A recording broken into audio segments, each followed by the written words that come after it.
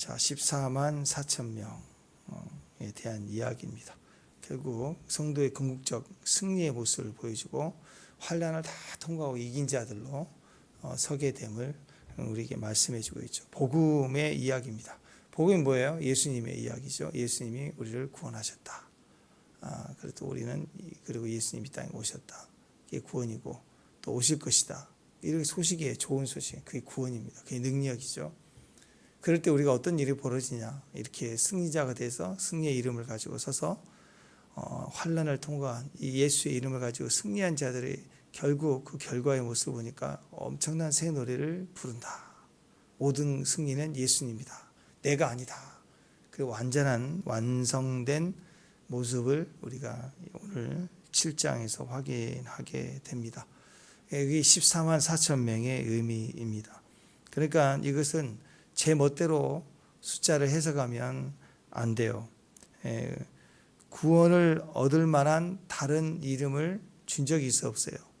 없어요. 예수로 말미암아 얻은 승리, 환난을 통과한 자들의 이 고백, 찬양, 이 복음의 완성의 의미를 하는 것이지 다른 이름이 14만 4천 명을 자꾸 조종하려고 하면 안 돼요. 말씀은 조작할 수 없잖아요. 그러니까 보통 이단들이 상징이나 비유를 자꾸 조작하거든요. 그러니까 신천지도 그 교리의 포교 활동의 그 시작이 다 비유잖아요. 비유풀이. 그 다음에 요한계시록. 이단들은 항상 요한계시록 그런 걸 얘기해요. 왜 그러냐면 이 숫자 14만 4천 명은 자기 식으로 얼마든지 엮여서 해석할 수가 있거든요. 정확하게 안 나와 있으니까.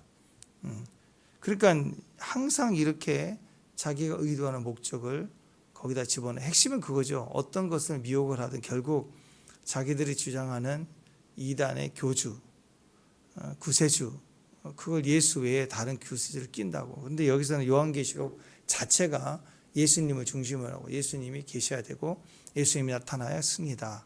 그래서 예수님과 연결된 14만 4천 명이지 이게 다른 의도를 가지고 얘기한 게 절대 아니라는 거예요. 그러니까 이제 꽤 맞춰가지고 성경적으로 맞다고 얘기를 하면서도 성경과 전혀 상관없는 무슨 마태지파 뭐 그런 게 어디가 있어요. 14만 4천 명. 여기 읽어보세요. 무슨 마태지파가 나오는. 그 이상한 지파를 막 신약에 어떤 이름을 끄집어 넣어서 막 집어넣는 거예요. 지파를 여기다가. 그 자기식으로 해석을 한다라는 거예요. 복음이 잘못됐다라는 거예요. 14만 4천 명에 대해서 특별히 이단적 교리가 한국에 되게 많습니다. 되게 많습니다. 왜 그런가 했더니 세상에 어떤 이단보다 한국이 이단이 많아서 그래요. 이단이 많고 또 하나님도 한국이 제일 많고 한 20년 전에 한 10명이 넘었는데 많이 죽었어요. 이만희도 죽을 때가 왔는데 하나님이 자꾸 죽거든요. 근데도 자꾸 이제 확대가 되고 커지는 거죠. 그러니까 그 안상홍 증인회라고 그 이단이잖아요. 그래서 죽었잖아요. 그러면 해체될 줄 알았더니 다시 부활한대. 그 몇 년 끌더니 삭제해버렸어요. 그 아내 되는 여자가 하나님이 돼가지고 어머니 하나님 들어보셨잖아요. 그렇게 이제 바뀌는 거죠. 자꾸 확대가 되고. 근데 대부분 이런 이단들의 교리의 핵심에 14만 4천명 되게 많이 나와요. 특히 신천지로 인해서도 많이 확대가 됐지만 한번 생각해 보죠. 복음은요. 누구도 제한 없는 모든 자들을 다 품어내는 거예요. 그렇죠? 그러니까 이 14만 4천을 숫자로 보면 안 돼요. 인류 역사에 14만 4천 명만 구원받겠어요? 우리 대한민국이 지금 5천만이 넘는데 14만 4천 명만 구원받겠냐고. 그렇게 해석을 하니까 복음을 제한적이고 자기들만 특별하고 우리에게만 있고. 그래서 지금 안상홍 증인의 거기 그 장길자 거기 하나님의 교회 거기도 이제 외국에도 포교를 하고 외국 사람 중에서도 한 백인 여자가 돈을 받아 먹었는지 미쳤는지 그 하나님일 수밖에 없는 이유하고 막 또 얘기 떠들고 다니더라고. 하여튼 그런 사람들도 있는데 최근까지 14만 4천 명의 해석을 한국에만 뒀다고. 신천지도 그렇고. 그럼 생각해 보라고. 한국만 5천만 명 중에 14만 4천 명이 구원이면 얼마나 많이 탈락해야 돼? 우리도 탈락해야 돼. 아니, 솔직히 생각해 보세요. 믿음의 1, 2, 3, 4 등수를 매긴다면 여러분 14만 4천 명이 들 수 있을 것 같아요? 여러분은 턱걸이 할 수 있을 것 같아요. 근데 저는 자신이 없어요. 안 될 것 같아요. 근데 한국만 그래요? 지금 전 세계 믿음의 종들이 얼마나 많아요? 그러면 믿음의 전 세계 우주적인 인류 역사 가운데 14만 4천 명만 구원받는다 그러면 어떻게 되겠어요? 1등 무대에 14만 4천 명만 구원이다 그러면 어떻게 되겠냐고. 그리고 단순하게 봐서 신앙생활 열심히 나름대로 최선을 다했는데 나는 구원받고 우리 애들은 구원 얻지 못하고 이제 막 태어나서 잘하지 못하고 종말이 왔다 그러면 이상가정 복음이 우리를 나눠놓는 거다 그러면 그게 기쁨이고 행복할까요? 하나님의 복음을 그렇게 제한해서 자기식으로 막 좁게 가면 안 돼요. 복음은 원수라도 풀어주고 기회를 주고 그리고 넓혀가는 거라고. 그러니까 하나님이 14만 4천 명의 한국 사람을 사랑한다면 나머지 외국인들을 다 이제 버리신 거고 천국에 가면 한국 사람만 14만 4천 명 등수까지만 구원을 받아서 우리끼리 있을 거 아니에요. 그죠? 그래서 최근까지 신천지에서 14만 4천 명을 채워야 된다고 난리를 쳤거든요. 14만 4천 명을. 근데 넘어갔잖아. 그러면 이제 종말이 와야 되는데 종말이 안 오고 거기 안에서 또 가짜를 또 쫓아내야 되는데 그래가지고 지금 계속 끌고 오는 거잖아요. 그러면 이 사람들의 요즘 그래서 14만 4천 명 강조하는 게 좀 줄어든 거예요. 그나마. 네, 그렇게 생각해 보세요. 그러면 동시에 구원받을 그 시점에 두 사람이 같이 이제 들어왔어. 근데 둘이 같이 들어왔는데 한 사람은 14만 4천 명 번이 되고 한 사람은 14만 4천 1이 되겠죠. 그럼 둘 중에 누구를 선택해야 돼? 둘이 같이 들어왔는데. 그러면 비디오 판독해야 되나요? 그래서 머리 이렇게 내민 사람은 4천 명 안에 들고 구원, 너는 취소 그래야 되나요? 그러니까 자꾸 이 복음의 본질을 흐린다는 거죠. 잘못된 거. 복음은 우주적이라 그랬습니다. 신학적으로 우주적 복음. 왜냐하면 인간뿐만 아니라 온 우주의 회복을 의미해요. 복음은. 로마서에 보면 나오죠. 하나님의 아들들이 나타나기를 고대해요. 왜? 그들이 하나님의 백성으로 하나님의 아들들이 나타날 때 온 피조 세계에서도 갈망함이 이루어지는 거예요. 온전해진다는 거죠. 새하늘과 새 땅으로 들어간다는 거예요. 근데 포용적이죠. 그리고 그것은 은혜로 말미암아 모든 것을 품어내는 거예요. 자격이 아니에요. 1등, 2등이라는 성과나 자격을 통해서 구원이 오는 게 아니고 은혜로 구원받기 때문에 모든 자를 포함할 수 있어요. 성과로 보면 점수를 매기니까 자격을 잘라야 되겠죠. 우리는 성과로 구원을 받은 자들이 아니라 은혜로 구원을 받기 때문에 모든 자가 다 구원을 받을 수 있다라는 거예요. 그러니까 복음적이다 하면서 자꾸 편을 갈라. 우리가 특별히 복음적이다 그러면서 우리 교회는 진리의 말씀을 지킨다. 그러면 얼마나 좋겠어요. 진리의 말씀으로 지킨다. 근데 어떻게 100% 24시간 로봇 이름이 진리 로봇처럼 진리만 세탁기는 세탁기 일만 하는 것처럼 그렇게 할 수 있을까? 불가능해요. 인간은 그렇게 할 수가 없습니다. 그래서 아무리 교회가 말씀이 단단히 서가도 그런 성령과 믿음 안에 서가는 것이지 숫자적으로 정확하게 그 편에 서서 온전히 예수님만 의지하고 가면서 우리가 가야 된다.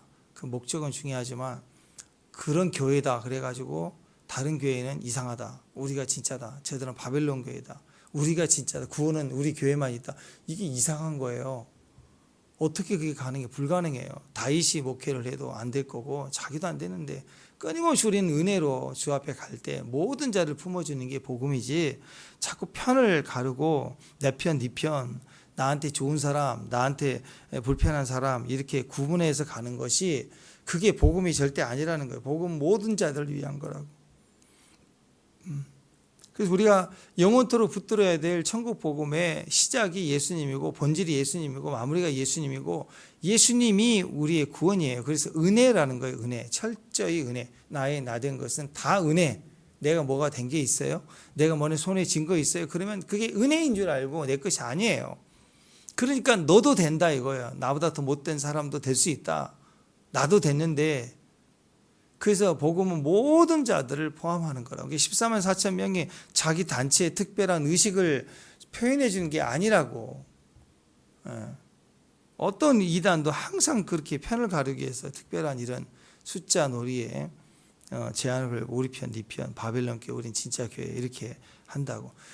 또 우리 영적인 그 추구하는 영적 성향이 있죠. 신비적인 거. 이것도 마찬가지죠.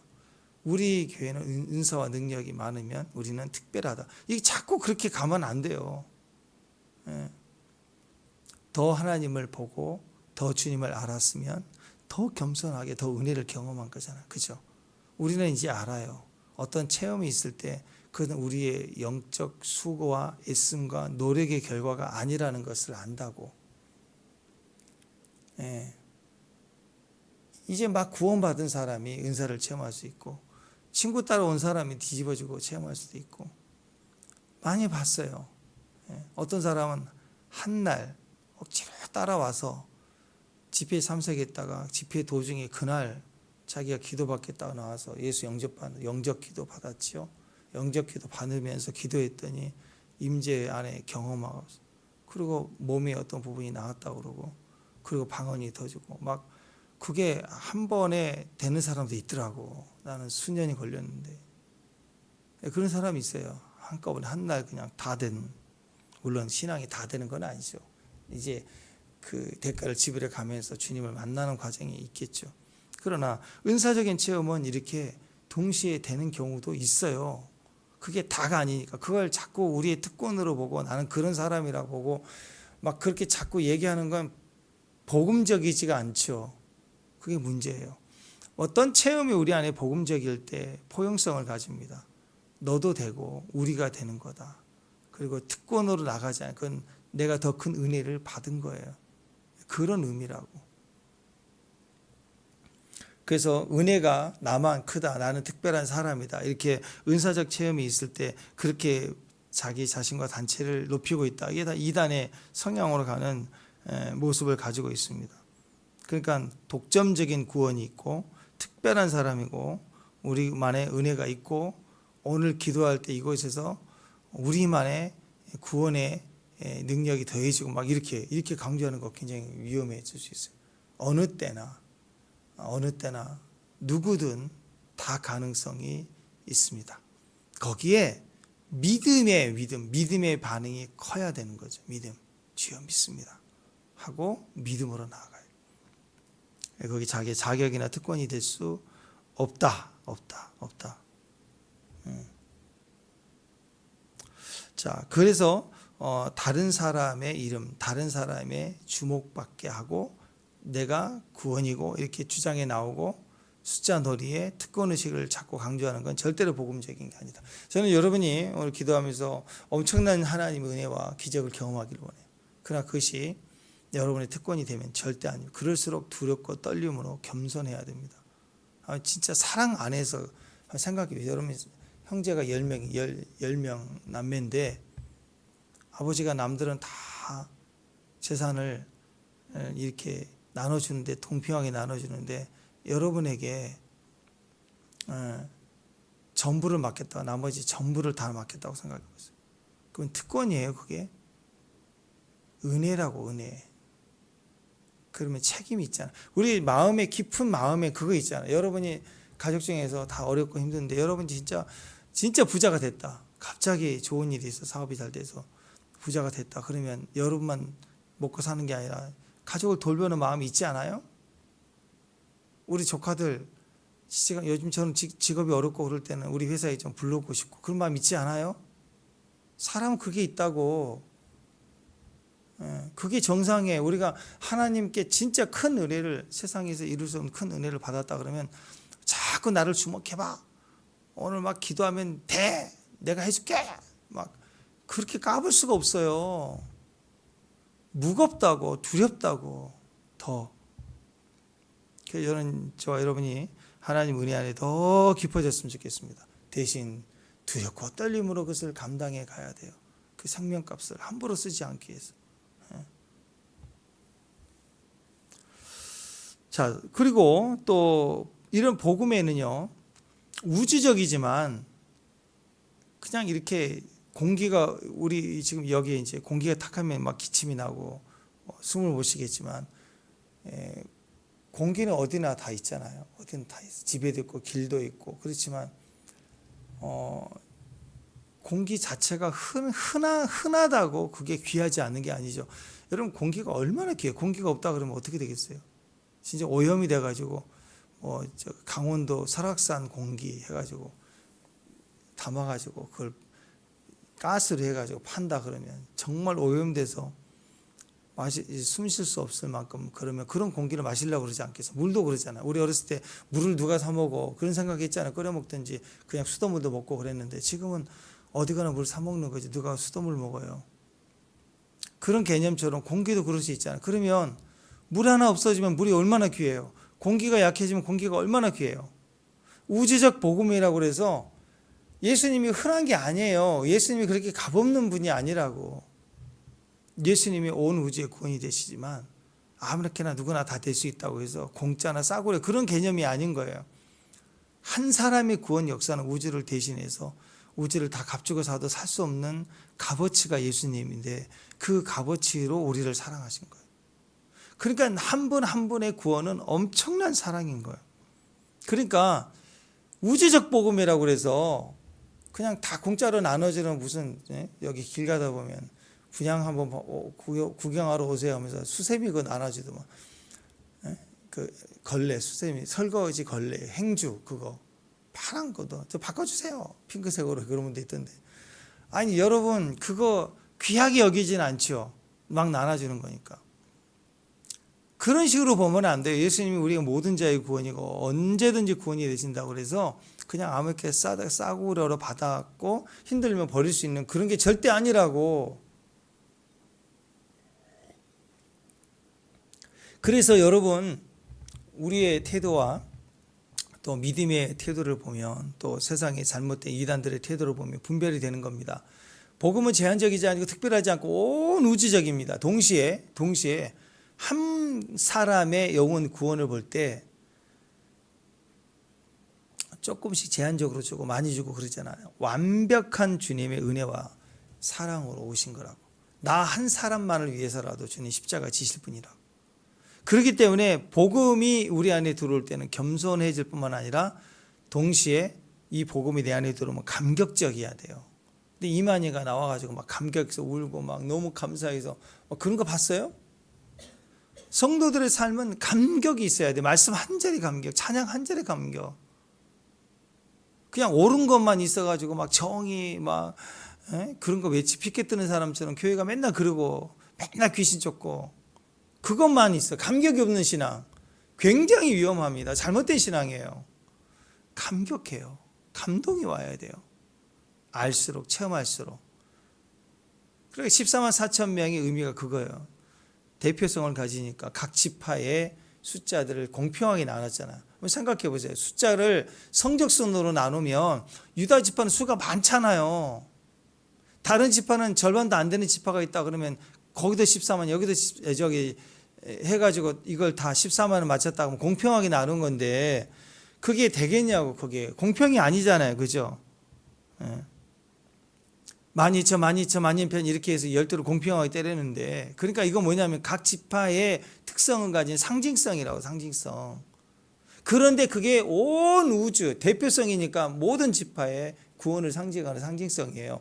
그리고 온 우주적이고 동시에 이 14만 4천명이 주는 의미는 감격스러워야 돼요. 내 안에 나를 향한 개인적인 주님이 이렇게 우리를 사랑하시는 사랑으로 감격해야 됩니다. 그래서 복음에는 우주적인 은혜가 있지만 동시에 은혜가 크니까 감격해야 돼요. 막 감동이 있어야 돼요. 감동이 없는 사람은 신앙 괴물이에요. 신앙생활 해가 직분이 올라가는데 감격이 없어요. 예수 때문에 눈물이 나지 않아. 찬양하면서 우는 게 없어. 그러면 이건 종교놀이 중이에요. 종교놀이, 의식놀이, 정치놀이 한다고, 사업한다고. 교회 숫자 많아지면 사업한 사람들 온다고, 교회에. 나는 유명한 사람들 중에 개척교회 다니는 사람 없더라고. 한교안 그분밖에 없더라고. 연예인들이나 큰 사람들은 교회 다니도 큰 데를 다니, 작은 데를 안 간다. 그게 나쁘다고 막 얘기하는 게 아니라 사람이 그렇더라라고. 근데 우리는 어떤 교회, 어떤 모습이든 우리 안에 은혜가 있음을 감사해요. 저는 여러분의 은혜를 받으며 감동할 때 참 기뻐요. 하나님이 우리에게 함께 하시는구나라는 증거가 됩니다. 하나님 임재가 우리 가운데 임할 때 환상이 보이고 뭐가 보이는 게 아니라 제일 먼저 일어나는 것은 그분이다 할 때 눈물이 픽 돌아요. 감격해요. 제일 먼저. 주님이란 단어만으로도 감동이 온다고. 나머지 그 다음은 기도 제목이 뭐 이게 나머지라고. 10절에 보니까 큰 소리 외쳐 이르되 구원하심이 보좌에 앉으신 우리 하나님과 어린 양에게 있도다. 이게 얼마나 감격. 이 속에 꽉 찬 100% 꽉 찬 완전한 퍼펙트한 감격이 있어요. 이거 느껴집니까? 느껴져야 돼요. 이 자리 막 선 것 같은 거예요, 우리가. 그리고 동일하게 우리가 최상의 기쁨이 가득 차서 외칠 때 그 가사가 무슨 가사예요? 날이 저물어갈 때. 그런 가사 아니잖아요. 저도 그 찬양 좋아하지만 진짜 우리가 불러야 될 찬양의 제목은 이거예요. 큰 소리로 외치는 소리가 뭐냐?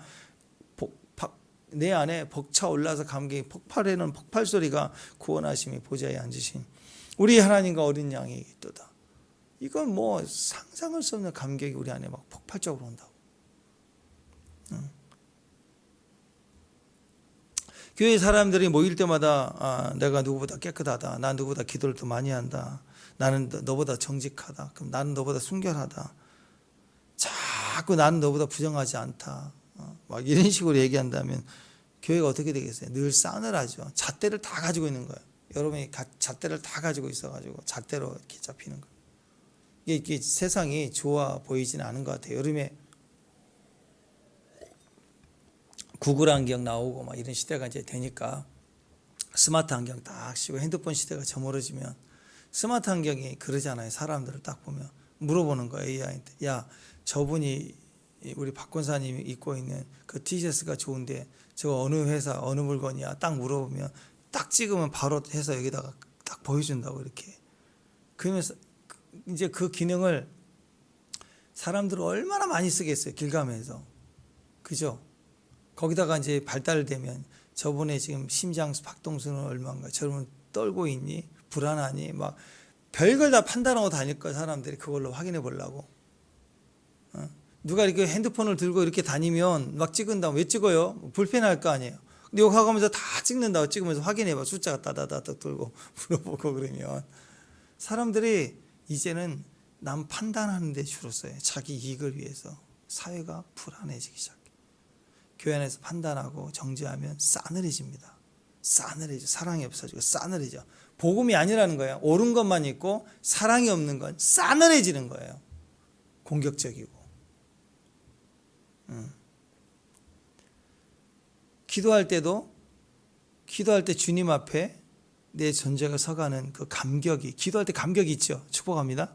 근데 기도할 때 뭐가 있냐면 주님 이 기도할 때 저 사람과 같이 기도하지 않아서 감사합니다. 이런 기도가 많아져요. 이제 나는 저와 같이 아니함을 감사합니다. 자꾸 보인다고. 그러니까 예수가 중심인 교회가 아니라 윤리가 중심인 교회. 가짜. 옳고 그름만 있는 교회. 가짜. 진리라고 말하는데 옳고 그름만 있어요. 옳고 그름 속에, 도덕적인 윤리 속에 본질은 예수여야 돼. 예수. 긍휼이고 사랑이 있어요. 나는 신천지 이렇게 문제가 됐다고 하지만 그분들 속에서 시간이 지날수록 더 감격해하고 더 헌신적이고 더 믿음 아래 서 있는 거 나는 본 적이 없어요. 무섭죠. 냉철하죠. 대화도 안 되는. 자, 오늘 이 말씀 보면 엄청난 구원의 감격으로 큰 소리 외쳐 찬양하는데 이유가 뭐냐? 구원하심이 누구에게 있느냐? 자기에게 안 있어요. 예수에게 있다고. 내가 얼마나 헌신했고, 내가 새벽을 열심히 제단 쌓았고, 내가 40일 기도도 했고, 막 그런 데 있는 게 절대 아니라고. 여러분이 어떤 이유로 3일을 금식하고 40일을 금식해서 어떤 열매가 좋았다 그럴 때 절대로 그 기도의 결과를 준 거라고 얘기하지 마세요. 주님이 주신 거예요. 네. 절대로 그 기도를 강조하면 안 돼요. 방식을 강조하면 안 돼요. 주님이 하신 거라고. 그 유명한 스펄전 목사님의 설교가 얼마나 유명합니까? 영혼을 울리고 시대의 등불이었다고 하잖아요. 스펄전 목사님이 굴쩍굴쩍 울고 계셔. 사모님 왜 우냐고. 그랬더니 오늘 십자가를 묵상하는데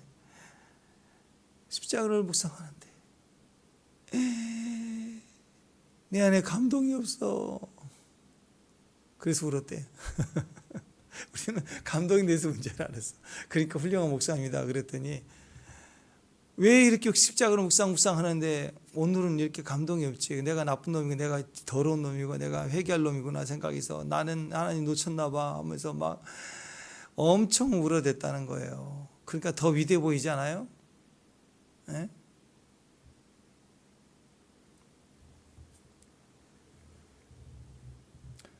성도의 축복의 이유는 감동이 있습니다. 은혜의 감동. 은혜를 받으면 진짜 감동이 와요. 왜 은혜의 감동이 필요할까요? 은혜의 감동이 먼저 우리에게 있으면 우리의 모든 것이 회복이 돼요. 진짜 구원을 받으면 아니 누가 여러분에게 1,000만 원 1,000만 원이 됐다고 감사하지 않아요? 로또면 운이라 그럴 거고 상속을 받으면 땡이에요? 아니, 여러분의 부모님이 1,000억을 주신다 그러면 그 1,000억을 모으기 위해서 어떻게 사셨을까? 그게 보이지 않아요? 그게 사명이에요. 그냥 이렇게 아파트 하나 물려주는 것 감사하지만 요즘 자식들은 그거 지금부터 나눠달라고 막 그거 그런다고 그러는데 아니 집 한 채 물려주신 것도 감사하잖아요. 근데 1,000억이나 막 이런 돈을 주는 건요 감사가 아니라 사명 준 거라고. 무거워야 된다고. 책임성이 있어야 된다고. 그러니까 여러분이 진짜 CEO라고 생각해요. 1,000억 재산을 물려준다 그러면 뭐 그보다 더 큰 돈도 있겠지만 1,000억 정도를 물려줄 수 있다면 여러분은 자식이 준비되지 않은 사람에게는 1,000억 물려주면 돼야 안 돼요? 안 물려줘요. 자기 자식이 망칠 것 같으면 안 물려준다고. 사명은 또 구별이 되는 거예요. 그러니까 자기 가업으로 그 자녀에게 물려줬다는 것은 자녀의 사랑이기도 하지만 또 한 가지로 그 자녀를 믿어준 거잖아요. 그러니까 여러분이 부모로부터 상속을 받은 것은 어떤 가치를 떠나서 인정받은 거기 때문에 굉장히 큰 축복이라는 걸 아셔야 돼요. 인정받은 거. 그럼 이제 우주적으로 봅시다. 하나님이 우리를 자녀 삼았는데 긍휼히 열어서 구원을 주고 은혜를 구원받게 했는데 여러분에게 사명을 줬다는 것은요. 이건 보통 일이 아닌 거예요. 그냥 사랑하는 정도가 아니라 믿고 맡기는 거예요. 영혼을 믿고 맡기고 직분을 믿고 맡기는 거고. 근데 그 직분을 던져버려요? 기분 되게 나쁘다고 안 나타나요? 큰일 나요. 큰일 나. 여러분 가정에 자식들의 부모로 주신 것은 직분이에요. 가정의 남편은 직분이에요. 교회 집사님 직분이에요. 직분은 기름 부음이라고 제가 말씀드렸죠. 현상 아니에요. 저는 막 기름 부음이 셉니다. 저와 같이 기도하면 막 이런 부음 받는데 교회도 없어. 혼자 떠돌아다니면서 이상한 사람 하나 만나면 상담해 준다고 해서 기도해주고 돈 받고 이런 사람이. 교회도 없어. 자기 섬기는 교회도. 그게 뭐 정상이에요. 직분이 기름 부음이라고. 직분이. 그래서 교회 안에서 직분자는 기름 부음이에요. 사명이에요. 그건 구원보다 훨씬 더 가치 있는 거라고. 부모가 자식 중에 너한테 이 가업을 재산 다 나눠지지만 살 만큼 재산 나눠주는 게 아니라 가업을 맡겠다는 건 사명이죠. 아멘? 직분은 사명이고 그건 버릴 수가 없는 거라고. 그게 직분이라고. 저는 우리 교회가 성장해 가면서 직분을 받으신 분들 저는 엄청난 기대를 가지고 그래서 감사해요. 그 자리에 있다는 게. 그 직분을 충성되게 여기시고 그리고 주님으로 받은 직분에 큰 기쁨이 있었으면 좋겠어요. 그게 은혜야, 은혜. 그래서 교회 작은 거 하나 섬길 때도 너무 감사해. 난 너무너무 감사해. 우리 교회 그런 분들이 많아서 너무 감사해. 하나하나 섬길 때 진지하게 가볍게 여기잖아. 지금 이 목사님들 얘기하는 거 들어보니까 교회마다 지금 많이 힘든 것 중에 하나. 예전에는 우리는 청년들이 이렇게 모여서 찬양하고 같이 막 틀리고 해도 은혜롭게 했다고 잘하도 하고 막. 근데 지금 이제 한계가 찼어요. 다 교회마다 퀄리티를 높이려고 하니까 음향 장비도 좋아지지만 이제 전공자들을 불러서 하게 되고, 그러다 보니까 또 페이를 주게 되고, 이러니까 교회 중에서 메이저급 교회들은 다 세션들을 부르고 웬만한 중견 교회들은 찬양팀을 불러요. 자기 교회 형제들이 아니에요. 그래서 그런 잘 나가는 팀들은 무슨 워십 하는 아이들은 이 주일날 4번을 뛰어요. 4번을. 이 교회 가서 뛰고 저 교회에서 뛰고. 그 팀들에 있는 멤버들이 얘기하기를 나는 어느 교회지 스스로 생각해봤더니 헷갈리더래. 나는 어느 교회 소속이지. 이건 사역이고 일일 뿐이에요. 다시 옛날 감격스러운 예배의 자리를 놓쳤구나. 그렇게 감격하는 얘기도 있고, 교회 안에서도 유명한 팀들을 섭외해서 계약해서 2시 예배, 청년 예배 이 팀이 쓰게 하고, 그러니까 이전에 기존의 팀들하고 구별이 되고, 또 이 팀만 모이고 사람들이 또 붙잡지 않을수록 붙잡아야 되는 상황이고, 아이들은 딱 끝나면 가버리거든요. 그냥. 그러니까 교회가 이제 어떻게 해야 될지를, 그리고 이 팀들이 이제 점점 높아지니까 자기 교회도 아닌데 와서 섬기면서 이거 해주세요, 저거 해주세요 요구가 많아지고 교회가 불편해지기 시작하는 거예요. 이런 그 문제가 지금 새로운 문제로 부각이 되기 시작합니다. 예배자의 자리를 놓치면 직분의 축복을 못 받아. 이러면 우리는 직분의 축복으로 사역하는 거예요. 기름 부음으로 하는 거라고. 감격을 잃어버리는 건 괴물이 되는 거예요. 저도 말씀을 나누면서 제 안에 하나님의 감격이 없으면 저도 괴물이 되고, 여러분도 말씀 들으면서 직분의 자리에 축복을 잃어버리면 괴물이 되는 거예요. 막 삐져 있고 뭐 내가 누군데 막 이러고 있고. 교회에서는 엄청난 축복이 있습니다. 특히 기름 부음의 축복, 직분의 축복. 어떤 분은 새벽 예배가 하나의 은혜이지만 어떤 분에게는 새벽이 직분인 사람이 있어요. 그 사람 없으면 이상해 새벽이. 그죠? 평생 가는 거예요. 그게 큐티도 직분 것 같아요. 이 사람 큐티를 해서 꾸준히 사명이에요. 그냥 했다 안 했다를 알리는 게 아니라 말 없어도 어쩔 때는 명절 때 없어도 꼭 저녁 10시 11시 됐는데도 올려. 그런 분들이 있어요. 오늘 늦었지만 올리고 왜 그래? 사명. 제가 볼 때 이분은 사명인 거예요. 사명은 축복입니다. 반드시 축복으로 와요. 심어 놓은 거니까. 여러분의 기쁨이 충만했으면 좋겠어요. 아멘. 그래서 여러분 가정 못 버리죠. 애들 말 안 듣는다고 나 싫어. 여러분 저녁에 집 나가요? 안 그렇죠? 왜 그래요? 사명이니까. 교회도 사명이니까. 직분의 자리를 감격해서 회복해야 됩니다. 여러분 자리가 없으면 그건 가장 불쌍한 자예요. 저녁이 됐어요. 회사 같이 일했어요. 퇴근했어요. 저녁 같이 먹고요. 근데 2차 가자 했더니 다 집에 간대. 집에 애들도 있고 안 된대. 그러면 다 집에 간다. 붙잡을 사람이 아무도 없어. 다 가. 다 집에 있어. 가족이 있어. 나는 없어. 나 갈 데가 없네. 얼마나 불행해요. 인생 말년에 갈 데가 없어. 본향이 없다. 얼마나 인생이 비참해. 돈이 많으면 뭐해요. 2차 3차 내가 쏠게. 아무도 안 가. 집에 가야지. 돈만 있어. 그건 무서운 공포 아닌가요? 이렇게 더울 때 너무 썰렁한, 너무 추워. 그러지 않나요? 무서운 거예요. 갈 데가 없는 거. 톰 소이어 모험 거기 보세요. 거기. 너무너무 부러운 거예요. 자기는 엄마가 맨날 학교 가라, 뭐 하라. 근데 그 남자아이, 그 형, 걔는 맨날 놀아. 학교도 안 가고. 부러워서 맨날. 근데 저녁이 되면 바뀌죠. 엄마가 불러서 집에 갔는데 걔는 갈 데가 없어. 집이 없으니까.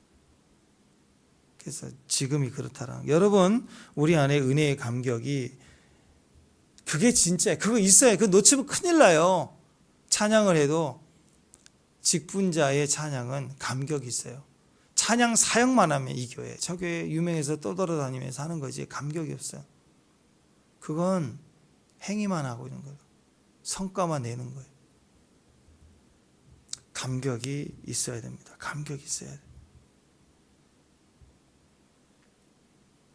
그 죽을 고생하면서 여기까지 온 사람, 죽을 고생하면서 신앙생활을 해왔던 사람들은요, 정말 포기하고 싶으니 너무너무 많아도 여기까지 거쳐와서 그런지 그분들은 같이 얘기 나누면 툭툭 던지는 말이 웃겨요.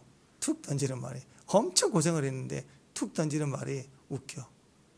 그게 우리 안에 축복이 된다고. 근데 엄마가 다 이제 유복하게만 자라서 고생을 한 번도, 알바 한 번도 안 해보고, 그리고 이제 기업 물려받고 이제 우리 금수저처럼 이렇게 자란 아이들, 말에 유머가 없어요. 무겁지가 않아. 가벼운 얘기만 해. 정보 얘기만 하고. 그거 이렇게 하면 되지.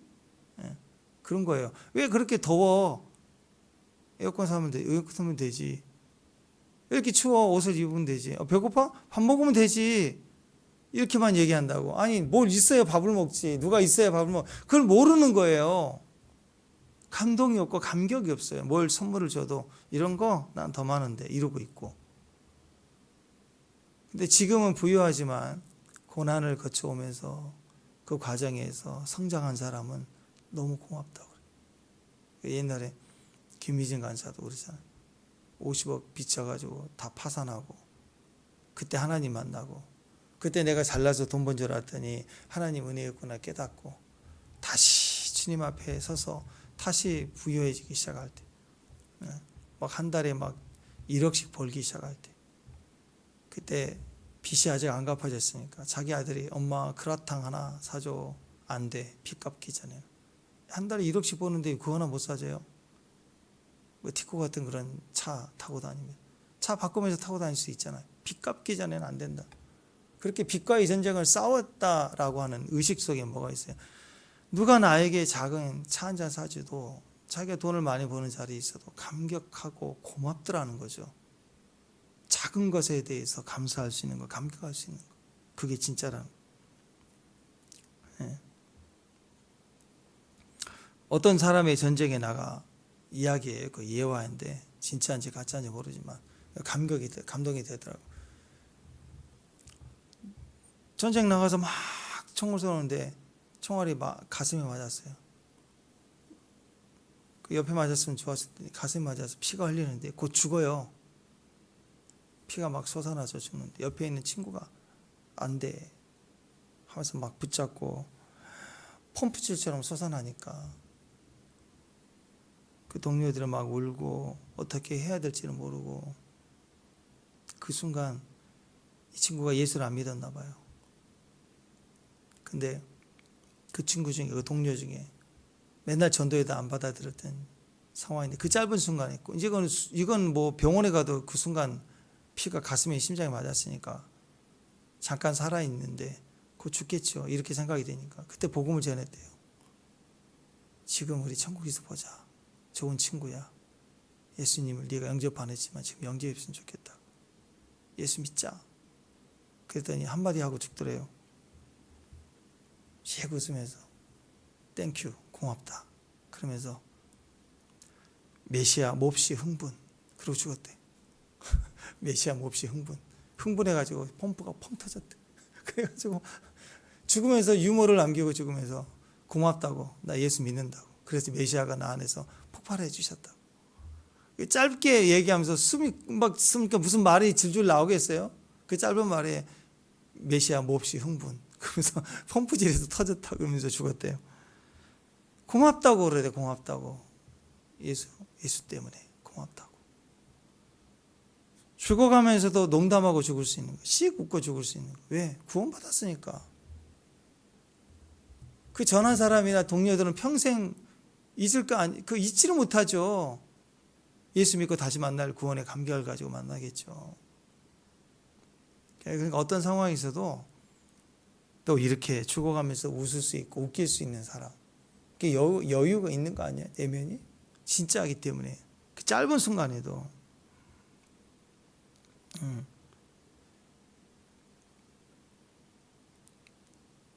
여러분, 복음은 이렇게 감동적이어야 됩니다. 우리 안에 오늘 하나님 말씀을 가질 때 이 두 가지 있었으면 좋겠어요. 외적으로 누구도 제한 없어요. 원수라도 다 기회를 주고 품어낼 수 있는 그런 은혜가 저와 여러분에게 있었으면 좋겠어요. 제한 우리만이야 이게 아니라 벽을 헐고 넓어져야 돼요. 동시에 나의 말씀 한 절, 한 음절이라 찬송 한 절의 가사 내용이라도 감격하고 기뻐야 됩니다. 그게 있어야 돼요. 2차 세계대전 엘리자베스 여왕의 유명한 일화가 있잖아요. 독일군이 포격을 해서 그 버킹엄 궁전이 무너지게 되고 막 그럴 때 상징이잖아요. 여왕, 그 왕궁의 의미는 그 나라의 상징이잖아요. 근데 그게 무너진 거예요.